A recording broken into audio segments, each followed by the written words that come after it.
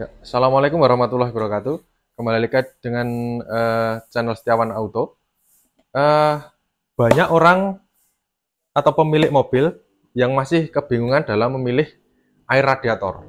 Nah, di antaranya ada yang memilih menggunakan radiator coolant atau air coolant radiator, dan sebagian orang itu memilih menggunakan dengan air mineral atau air jeding lah istilahnya.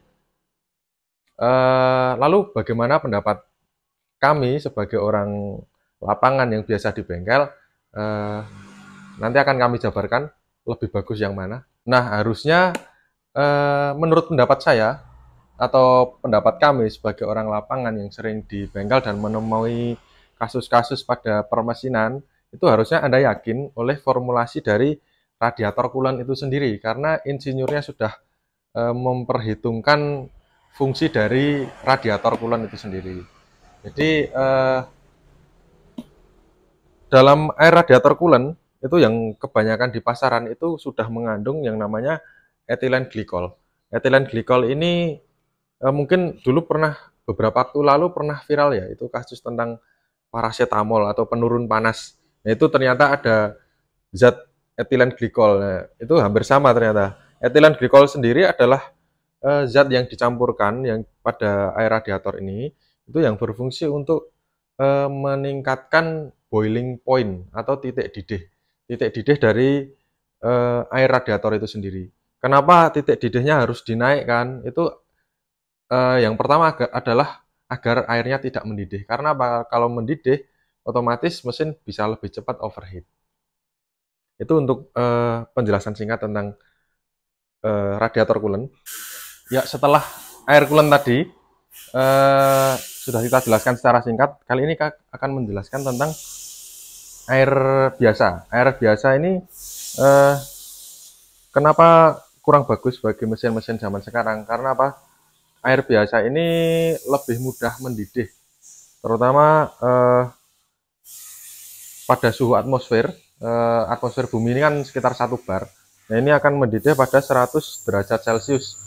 Sedangkan untuk radiator coolant yang tadi itu radiator yang terbaik itu biasanya memiliki titik didih 127-an derajat Celcius pada eh, atmosfer bumi standar, satu atmosfer atau 1 bar itu mas.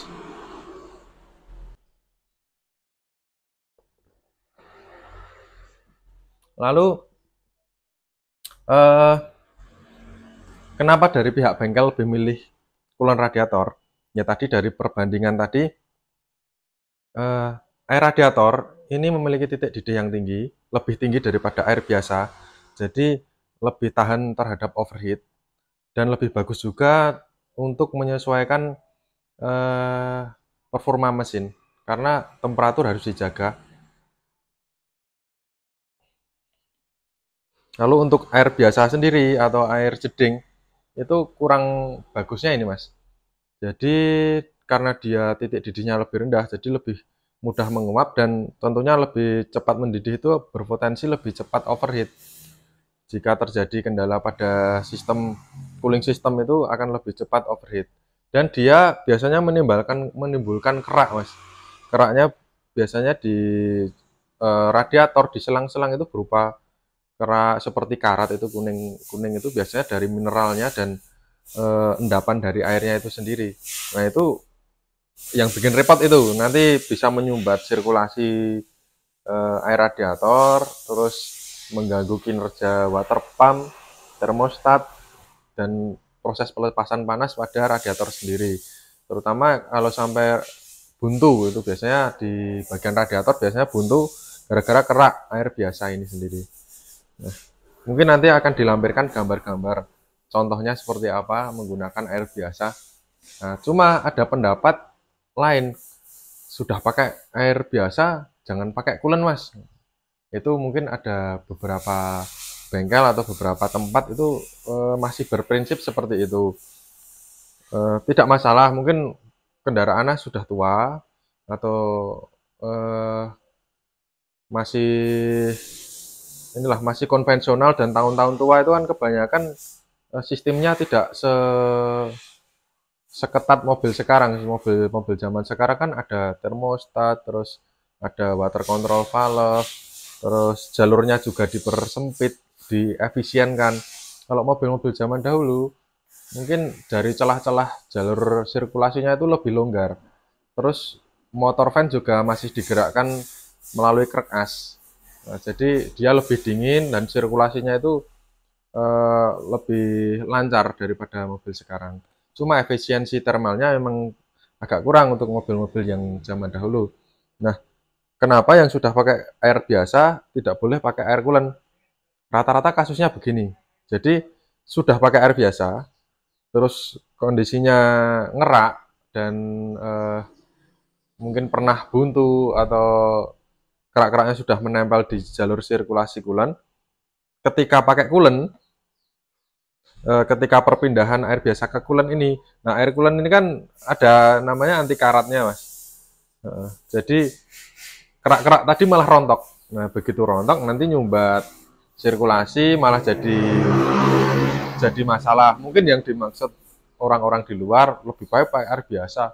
Mungkin yang dimaksud itu.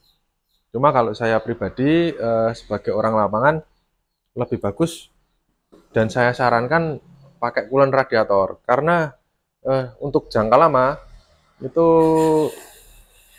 saat kita nguras radiator itu lebih bersih kondisinya dibandingkan dengan air biasa pasti karatan kuning, kadang juga buntu. Cuma kalau pakai radiator coolant itu jarang sekali yang sampai sampai buntu itu saya rasa belum pernah. Kalau kecuali ada kasus kerusakan pada eh, packing cylinder head atau ada yang jebol oli masuk itu. Kalau pakai coolant selama ini aman-aman saja dan saya merekomendasikan menggunakan radiator coolant itu. Terus solusinya Mas, misalkan sudah terlanjur pakai air biasa, mau pakai coolant. Nah, solusinya ini. Yang pertama kita kuras dulu, itu sampai benar-benar bersih. Misalkan ada selang yang selang radiator itu sudah banyak keraknya, sudah susah dihilangkan, itu mungkin bisa diganti ya. Terus untuk termostat, water control valve itu bisa diganti kalau misal sudah usia. Terus untuk water pump, misal kondisinya masih bagus ya cukup dibersihkan. Bisa radiator, bisa dikorok radiator atau bahkan misal sudah parah buntu itu bisa diganti sekalian. Jadi dipastikan dulu sirkulasinya bersih. Minimal udah nggak coklat lah, keluar airnya bening. Nah, begitu udah bening, dipastikan bersih itu pakai coolant nggak apa-apa. Jadi misalkan ada sisa-sisa sedikit rontok nggak akan begitu fatal seperti misal dari air biasa langsung kasih coolant itu nanti kerak-keraknya akan rontok dan menutupi celah-celah sirkulasi air radiator seperti itu. Mungkin itu dulu Mas perbandingan air biasa dan air radiator.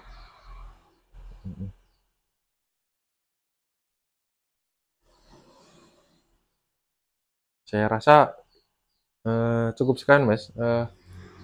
Kita akhiri. Wassalamualaikum warahmatullahi wabarakatuh.